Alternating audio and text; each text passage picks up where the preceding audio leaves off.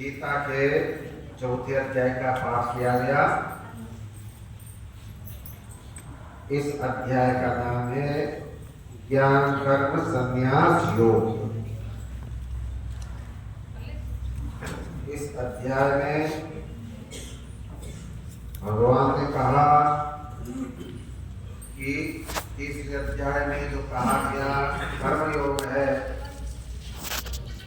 उस कर्म योग में जो कर्म मुक्ति परक हैं, मुक्ति की ओर ले जाने वाले हैं, उनका जिक्र किया है अध्याय। कर्म तो सभी करते हैं, अज्ञानी आदमी भी करता अपने पेट पालने के लिए, अपनी सुख सुविधाओं को प्राप्त करने के लिए हर व्यक्ति कर्म करता है अपनी इच्छाओं की पूर्ति के लिए। लेकिन कर्म करते हुए भी हम मुक्ति को पालें, ऐसा जो कर्म है वही इस अध्याय में बताया गया।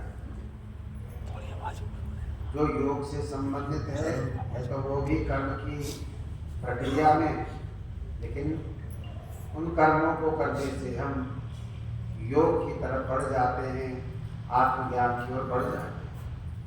इस अध्याय में सबसे पहले भगवान ने कहा, देखो अर्जुन, मैं तुम्हें योग का वर्णन कर रहा हूँ, योग विद्या का वर्णन कर रहा हूँ। ये योग विद्या कोई सांसारिक विद्याओं की तरह नहीं है, ये तो परम विद्या है, परा विद्या है।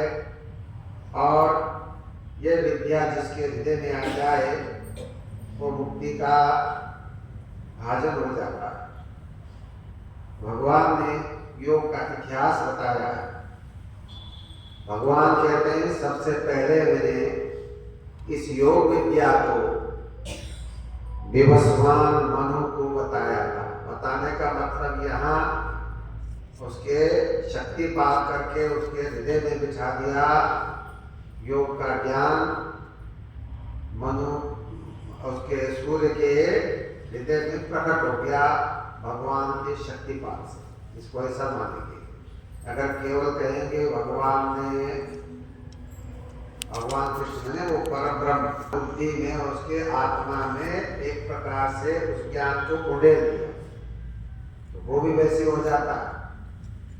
शक्तिपात करने से पूरा शक्तिपात हो जाए, उसके हृदय में भी योग का प्रकाश भर जाता है। उसी को यहाँ भगवान उसी का संकेत कर रहे हैं कि अर्जुन, इस योग